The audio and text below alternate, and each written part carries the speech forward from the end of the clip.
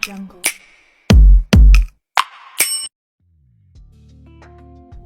Pengertian dari zakat merupakan sebagian harta yang wajib dikeluarkan oleh wajib zakat atau yang disebut dengan muzaki untuk diserahkan kepada penerima zakat atau yang disebut dengan mustahik.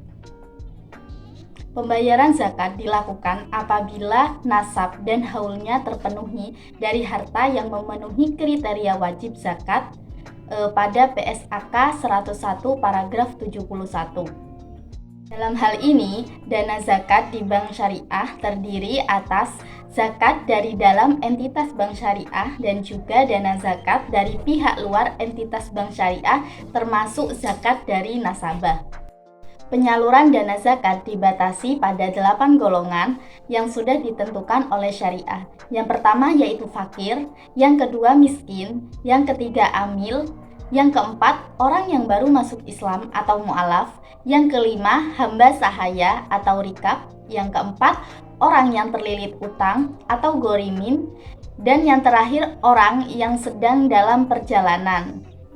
Berikut adalah laporan dari dana zakat. Yang pertama yaitu sumber dana zakat yang berasal dari bank dan juga dari pihak luar BPRS yang kemudian ditotal menjadi sumber dana zakat.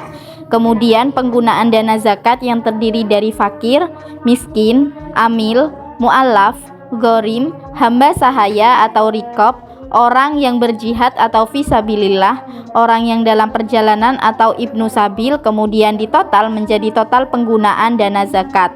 Lalu yang selanjutnya kenaikan atau penurunan sumber atas penggunaan dan juga sumber dana zakat pada awal tahun dan juga akhir tahun.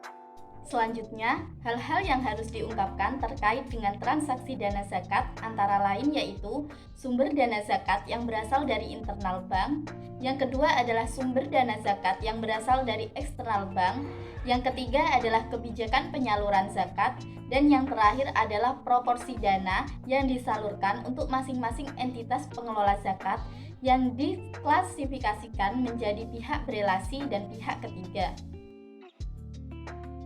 Yang selanjutnya adalah dana kebajikan.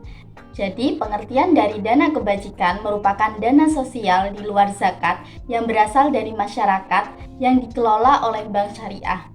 Dana kebajikan ini biasa disebut juga dengan qard. Sumber dana kebajikan terdiri atas infak, sedekah, hasil pengelolaan wakaf sesuai dengan perundang-undangan yang berlaku, pengembalian dana kebajikan produktif, denda, pendapatan non-halal, dan juga sumbangan atau hibah.